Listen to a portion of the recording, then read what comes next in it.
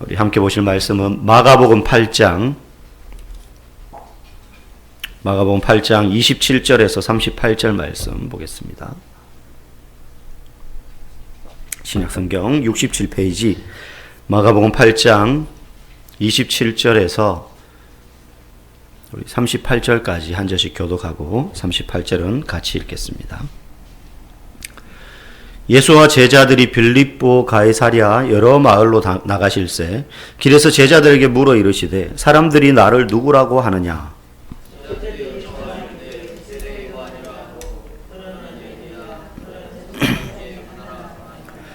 또 물으시되 너희는 나를 누구라 하느냐? 베드로가 대답하여 이르되 주는 그리스도시니이다 하매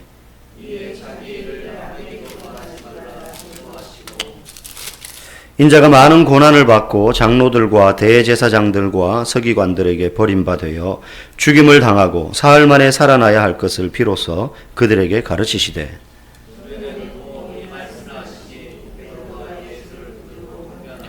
예수께서 돌이키사 제자들을 보시며 베드로를 꾸짖어 이르시되 사탄아 내 뒤로 물러가라. 네가 하나님의 일을 생각하지 아니하고 도리어 사람의 일을 생각하는도다 하시고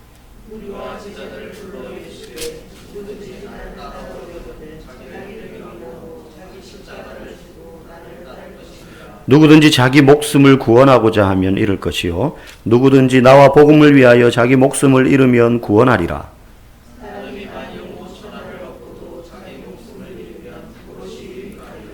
사람이 무엇을 주고 자기 목숨을 바꾸겠느냐? 누구든지 이 음란하고 죄 많은 세대에서 나와 내 말을 부끄러워하면 인자도 아버지의 영광으로 거룩한 천사들과 함께 올 때에 그 사람을 부끄러워하리라. 아멘. 예수님의 사랑과 우리의 기대라는 제목으로 함께 은혜 나누기를 원합니다. 3년이 좀 넘는 기간 동안 12명의 제자들을 불러 모으신 예수님은 여러 곳 이스라엘 전역 저 북쪽에서부터 시작해서 예루살렘으로 물론 이제 중간에 왔다 갔다 하기도 하셨지만 주로 가버나움 갈릴리 호수 주변 일대를 중심으로 거점으로 해서 사역을 하셨습니다. 아마 여러분들 혹시 우리 교회 아니면 다른 교회 다니셨던 분들도 제자훈련이라는 이름으로 훈련을 받으신 적이 있을 겁니다. 아니면 뭐 제자훈련이라는 이름은 아니더라도 교회마다 성도들을 양육하고 훈련시키는 그러한 과정들이 있죠. 우리 교회도 풍성한 삶 시리즈로 이렇게 공부를 하고 있는데요. 예수님은 과연 제자들을 어떻게 훈련시키셨을까? 당연히 그때 이런 교재는 없었을 겁니다. 야 모여봐라. 숙제해왔어? 벌금 뭐 이런 거 없었겠죠. 저희가 하는 것처럼. 그럼 예수님 제자들을 어떻게 훈련시키셨느냐? 거의 한 6할 정도, 10에 한 6할 정도는 그냥 보여주는 식이었습니다.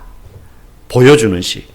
그러니까 예수님이 어떻게 병자를 고치시고 어떻게 그 당시에 죄인이라고 손가락질 받던 사람들과 대화하셨고 그들을 어떤 마음과 태도로 품어주셨는지 또 때로는 바리새인과 사두개인들, 서기관 같은 대제사장들 같은 그 당시에 종교, 정치, 사회적인 기득권 세력들, 권력을 잡고 힘을 가지고 있었고 여론을 움직일 수 있는 사람들을 예수님이 어떻게 그들과 대화하시고 다루셨는지 심지어는 헤로드 왕이나 빌라도 같은 사람들 앞에 설 때에까지도 예수님이 보여주는 삶의 모습을 통해서 제자들을 가르치셨습니다. 야, 잘 보고 배워 내가 어떻게 하는지 그렇게 하신 건 아니지만 그냥 보고 흡수하는 거죠.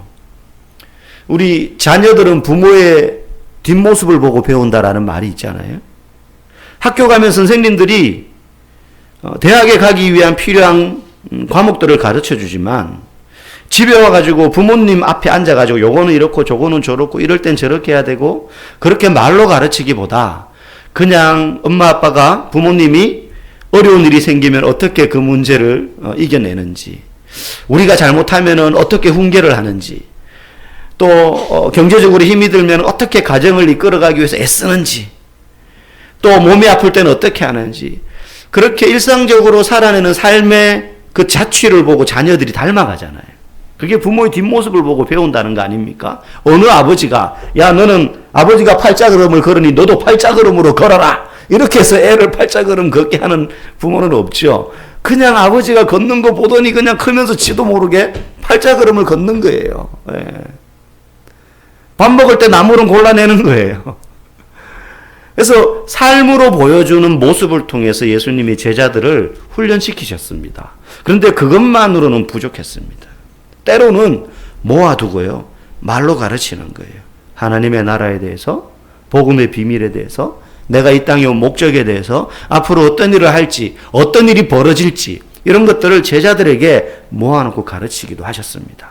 그런데 그렇게 가르치실 때에 종종 사용하셨던 방법이 뭐냐 하면 질문을 하는 거였어요, 제자들에게. 질문. 여러분, 그냥 이제 강의라든지 이렇게 예배 때 설교를 하는 것은 제가 여러분에게 질문하지 않잖아요. 집사님 한번 대답해 보세요 이러면서 묻지 않잖아요, 잘. 가끔 농담이나 유머를 그렇게 할 때 있지만, 이렇게 하면 앉아서 듣는 사람이 자기가 뭘 모르는지 잘 몰라요. 그냥 좀 모르는데 넘어가는 거죠. 아는 척하고 있는 거예요. 그럼 가르치는 사람도 저 사람이 지금 이걸 이해했는지 못했는지 잘 모르고 그냥 쭉쭉 넘어갑니다. 이게 강의식이에요. 그런데 질문을 하면 콕 찍어서 뭐라고 물어요. 그러면 그 사람이 알면 아는 대로 모르면 모르는 대로 대답을 하거나 못하죠. 그러면 자기가 뭘 모르는지 정확하게 알고 가르치는 사람도 거기에 맞게 답을 줄 수 있는 거죠. 그래서 질문을 많이 하는 아이들이 더 똑똑해질 가능성이 많습니다. 앞에서 선생님이 가르치는데 계속 듣고 있어요. 선생님도 제가 다 알아듣는 줄 알아요. 근데 몰라요. 눈만큼 뻐기는 거죠. 머리는 지금 집에 가서 컴퓨터 게임할 생각으로 가득 차 있어요. 질문을 해야 되는 거죠. 예수님이 그래서 제자들에게 질문을 하십니다. 오늘 두 번 질문을 합니다. 첫 번째는 27절에 얘들아, 사람들이 나를 누구라고 하더냐 물어요.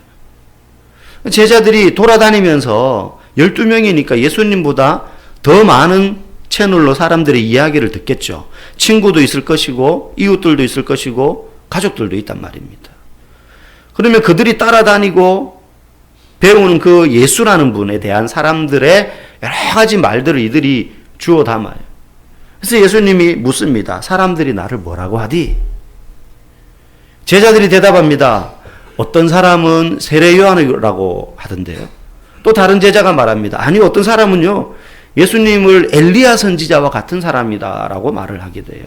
또 어떤 제자는 말합니다. 오늘 이 마가복음 8장에는 안 나오지만 똑같은 장면을 다루고 있는 마태복음 16장에 보면 어떤 사람은 예수님을 예레미야 선지자라고 하던데요.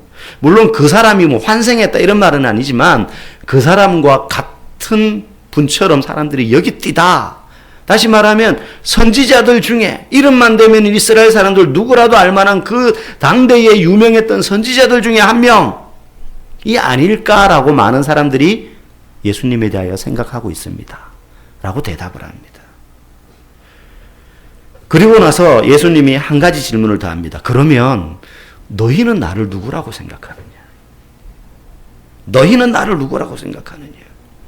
너희는 먼 발치에서 떨어져서 그냥 나에 대한 소문을 걸러서 듣는 사람들, 아니면 먼 발치에서 나를 봤던 사람들과 다르게 내 옆에 따라다니면서 내가 하는 일을 보고 같이 먹고 같이 자고 같이 동고동락하지 않았냐?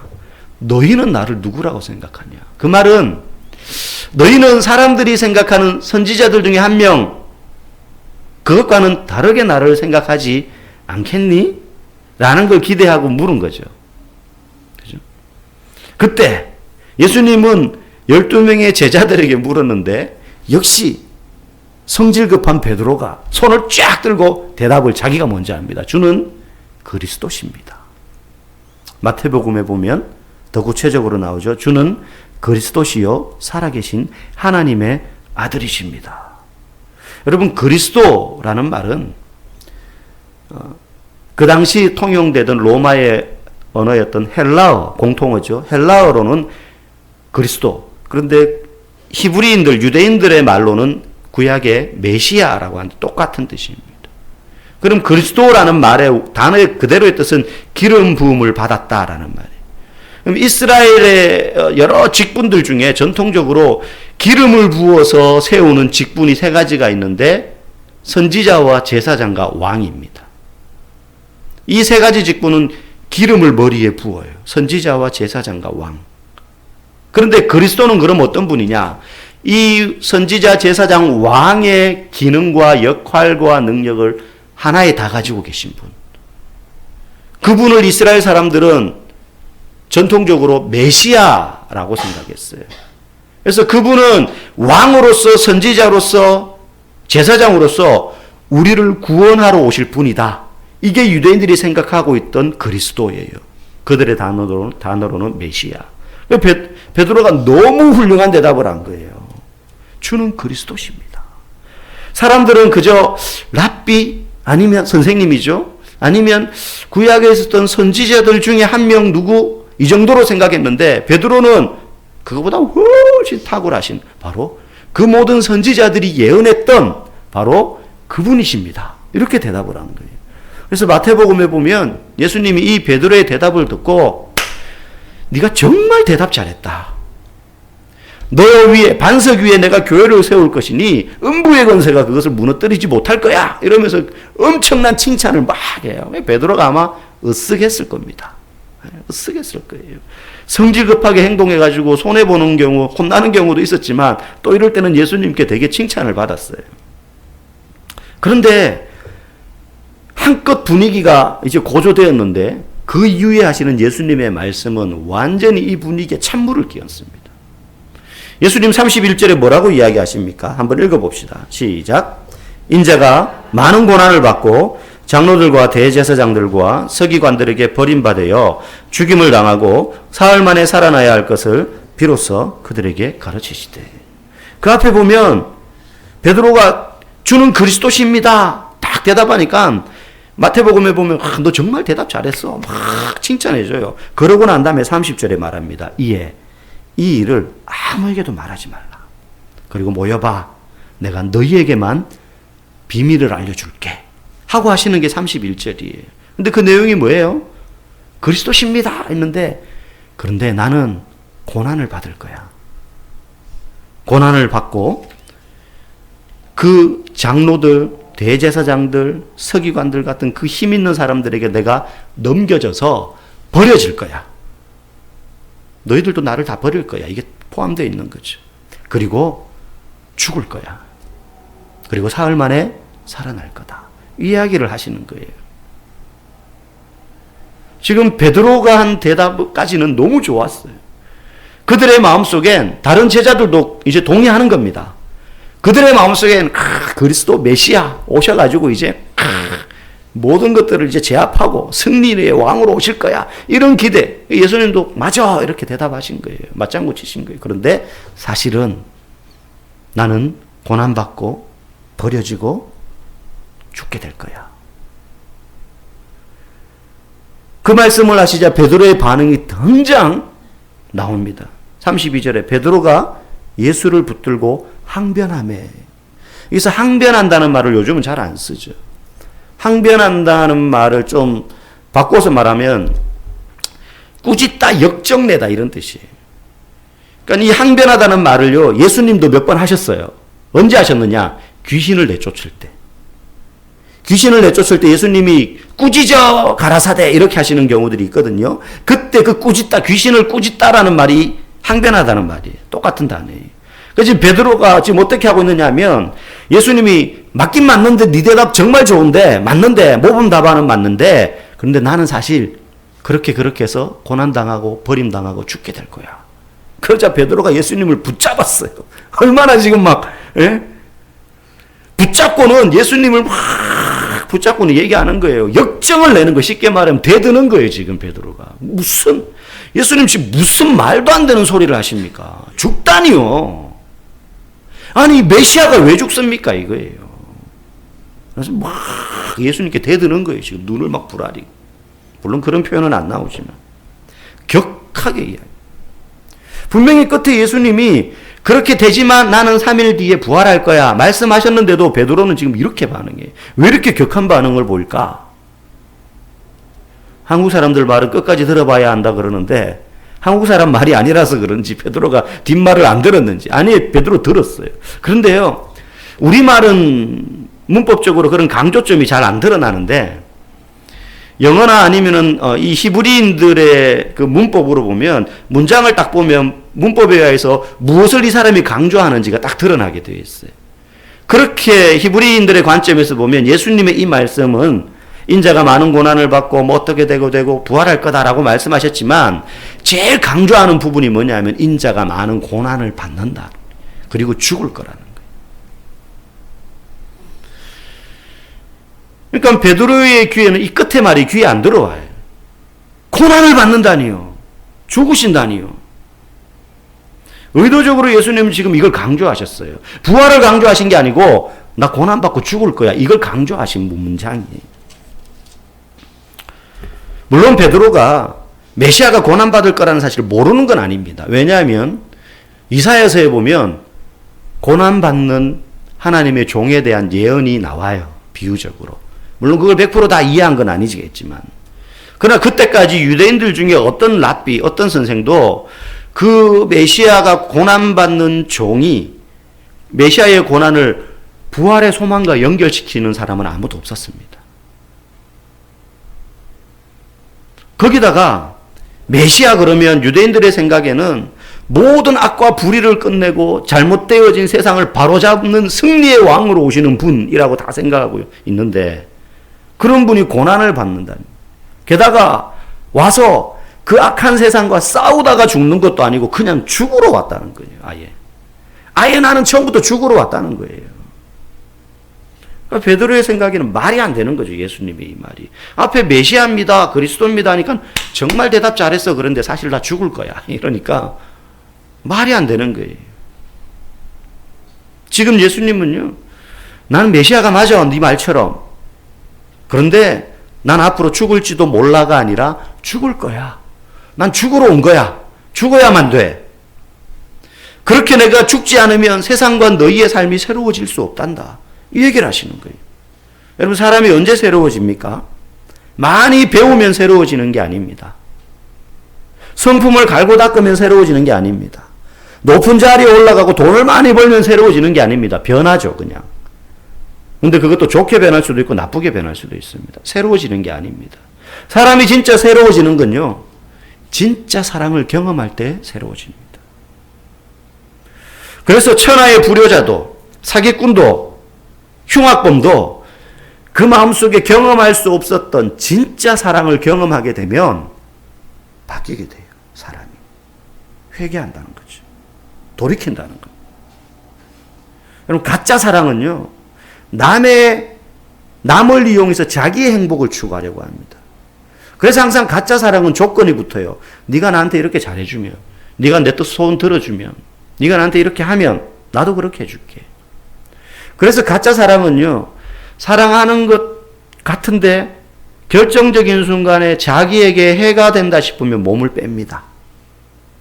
왜? 처음부터 조건적이었기 때문에. 그런데 진짜 사랑은 남의 행복을 위해 자기를 내어줘요. 목적이, 사랑하는 목적이 내 행복이 아니에요. 저 사람의 행복을 위해서 사랑하는 거예요. 그렇게 사랑하다가 내가 행복하지 못하거나 심지어 내가 피해를 입게 되더라도 그 사랑을 철회하지 않습니다. 계속합니다. 자신에게 도움이 되지 않아도 심지어 내가 위험에 처해도 내가 상처를 입는 것조차 받아들이는 거예요. 아낌없이 내어주는 사랑, 조건이 없는 사랑, 그게 진짜 사랑이죠. 그렇게 따지면 이 세상에 진짜 사랑이 있느냐? 정말 드물어요. 부부간에 어떻습니까? 사랑이요. 내가 항상 손해보면서 살아요. 그렇게 말하는 것 자체가 벌써 사랑을 빙자한 거래관계를 맺고 산다는 거예요. 마음속에. 사랑하는 줄 알지만 사실 사랑이 아니에요. 아니 내가 이만큼 해줬으면은 남편은 나한테 이 정도는 해줘야죠. 그래도 그거 자체가 이미 대가를 바라고 있는 거죠.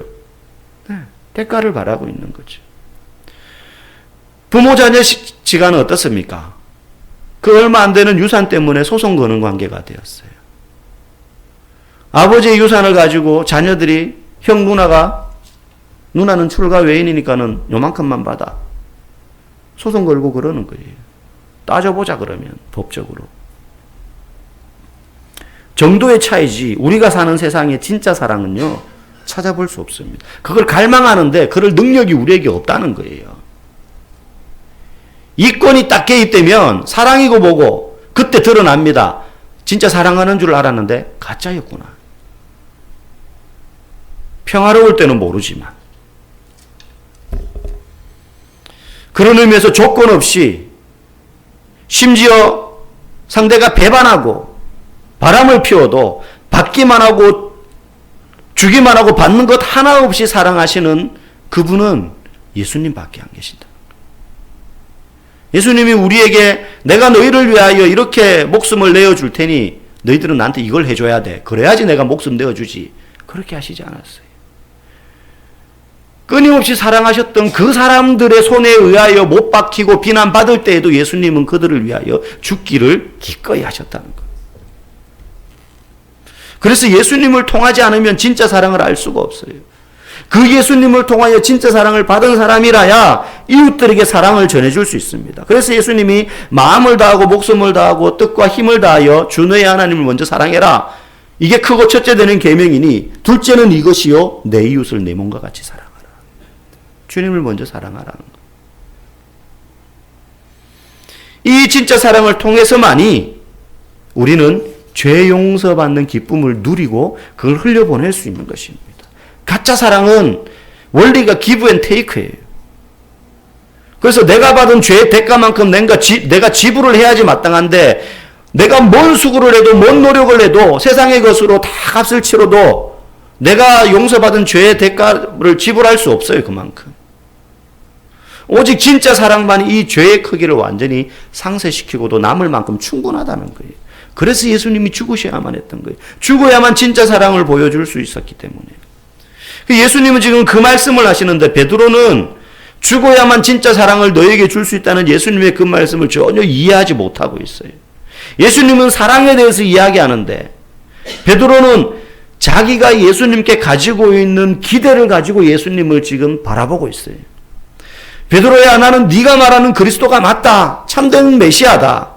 그런데 너희들의 죄를 용서하고 너희를 구원하려면 진짜 사랑이 필요하다. 그래야지 죽음의 권세를 깨뜨린다. 그러려면 내가 죽어야 된다. 그냥 죽으면 안 되고 고난을 받아야 된다. 왜? 원래 그 고난은 너희가 받아야 되는 고난이었기 때문에 그거 없는 셈 치고 죽을 수 없다. 내가 다 받아야 된다. 대충 사랑하는 척만 하는 건 세상에 널린 가짜 사랑도 얼마든지 할 수 있다. 그러나 정말 필요로 한 것은 너희를 위하여 목숨을 내어주는 진짜 사랑이다. 그래야지 너희도 이 사랑을 할 수 있게 된다. 그런데 베드로는 지금 뭐라고 얘기하는 거예요? 예수님, 저는 그런 거 모르겠고요. 쓸데없는 소리 하지 마시고 메시아로 오셨으면 영광의 왕으로 오셔가지고 영광의 왕자에 앉으셔서 이 세상을 심판하고 그러셔야죠. 그래야지 우리도 덕을 보죠. 따라다닌 보람이 있죠. 이게 베드로가 예수님께 가지고 있었던 기대예요. 나머지 제자들도 마찬가지고. 그러면 우리는 다른가 하는 거예요. 우리도 그런 기대를 가지고 예수님을 자주 대합니다. 예수님은 우리에게 내가 너희를 위하여 진짜 사랑을 베풀겠으니 너희도 이제 이 땅을 살면서 이 사랑을 너희의 이웃들에게 흘려보내라. 어떻게? 삶으로 드러내라. 내가 너희에게 보여주는 것처럼 너희도 보여줘라. 입으로 가르치기보다 모양으로, 삶으로 보여줘라. 형편과 재능에 따라 방법은 다르겠지만 노동 현장에서 땀 흘리며 학교에서 가정에서 목사로서 선교사로서 무엇을 하든 그렇게 살아라. 그게 이 세상에서 너희가 살아가면서 해야 될 가장 중요한 사명이다. 크든 작든. 그런데 우리는 베드로처럼 예수님 그런 거 전 모르겠고요. 우리는 예수님이 주시는 복을 받으면 돼요. 능력 많으시잖아요. 아끼지 마시고 우리의 필요를 채워주세요. 그러니까 우리는 계속 우리의 기대를 계속 투영해요. 예수님께. 그런 베드로에 대한 예수님의 대답이 뭡니까?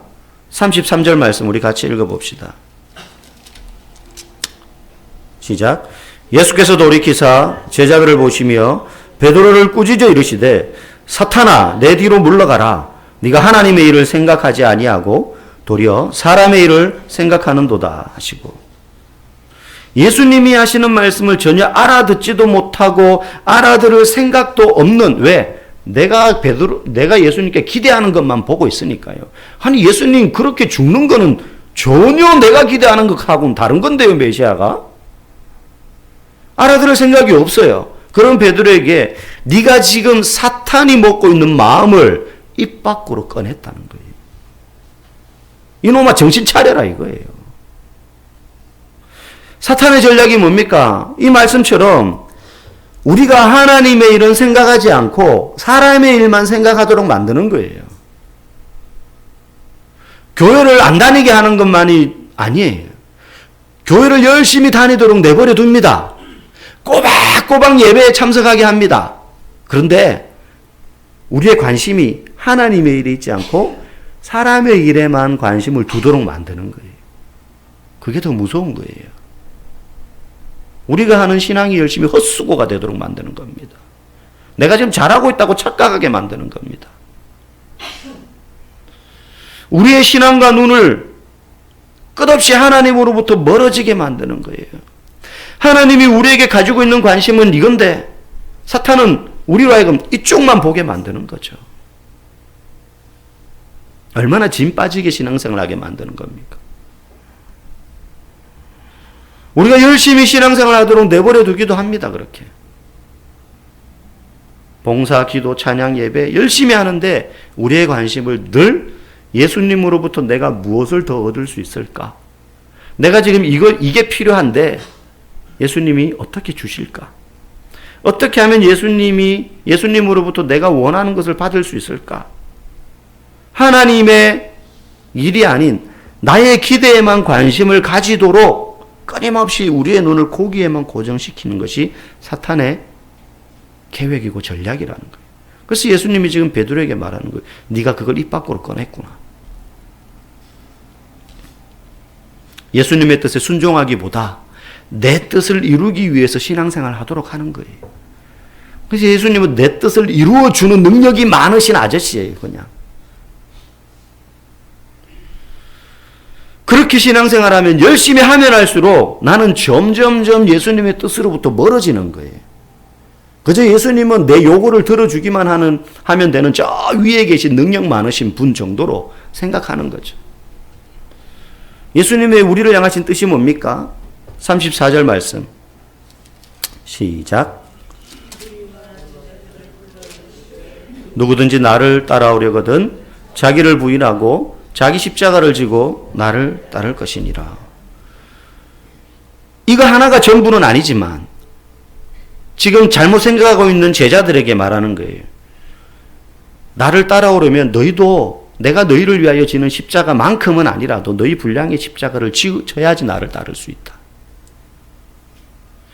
우리는 십자가는 빼고 주님 나 이거 필요하거든요. 지금 우리 자식 이게 필요하거든요. 우리 남편 이게 필요하거든요. 우리 집에 지금 이런 문제가 있는데 이거 필요하거든요. 내가 지금 이렇게 힘든데 이게 필요하거든요.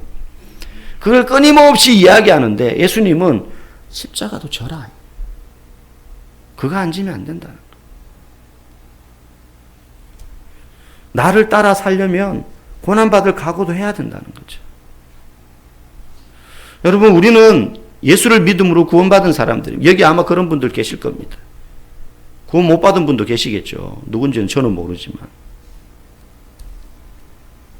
그러면 이제 그 뜻을 이루어가면서 살아야 되는 겁니다. 우리는. 우리에게 보여주신 이 진짜 사랑, 내 가슴에 담고 있는 이 진짜 사랑을 흘려보내야 되는 거예요. 내가 하는 모든 일들을 통해서 내 소원이 아닌 하나님의 뜻을 이루어가기 위해 사는 겁니다. 우리의 인생은. 내가 원하는 인생을 사는 것이 아니라 하나님이 기대하시고 원하는 인생을 사는 것이 우리 삶이에요. 그렇기 때문에 주일날 여기 모이는 시간보다 더 중요한 건 나머지 6일간의 우리의 삶의 현장입니다. 거기가 하나님의 뜻을 이루는 밭이에요. 세상이 우리의 밭이에요. 여러분의 직장이, 여러분 가정이, 자녀들의 학교가 여러분의 밭입니다. 거기서 빛이 되고 소금이 돼야 되지. 이 안에서 아무리 빛이 되고 소금 돼봐야 소용없어요. 여러분 밭에서 일하다 보면 돌뿌리에 채입니다. 손톱 발톱이 시커매집니다. 땀이 줄줄 흐르고요. 가시에 찔리고 벌레에 쏘이고 막 스치기도 합니다. 흉터가 생기죠. 먼지를 막 마십니다. 고난이 생기죠. 힘든 일이 생깁니다. 도전받고 핍박받습니다. 그런데 그런 일을 안 겪을 수 있는 유일한 방법은 일 안 하면 되는 거예요. 밭에서. 그냥 하나님의 뜻과 상관없이 내 뜻만 이루면서 살려고 애쓰면 그 고생할 필요 없어요. 그냥.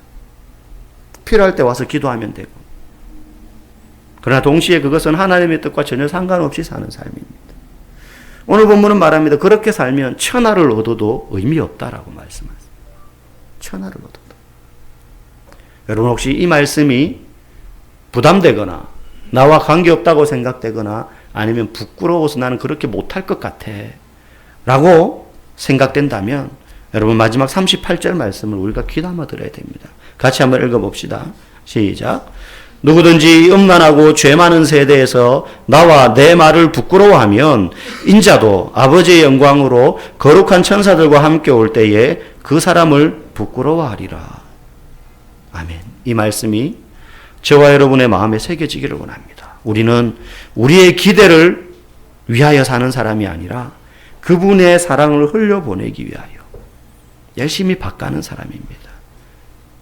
이번 한 주도 여러분 삶의 자리에서 그 밭에서 그 척박한 땅을 열심히 일구면서 밭을 가시기를 주님의 이름으로 간절히 축복합니다.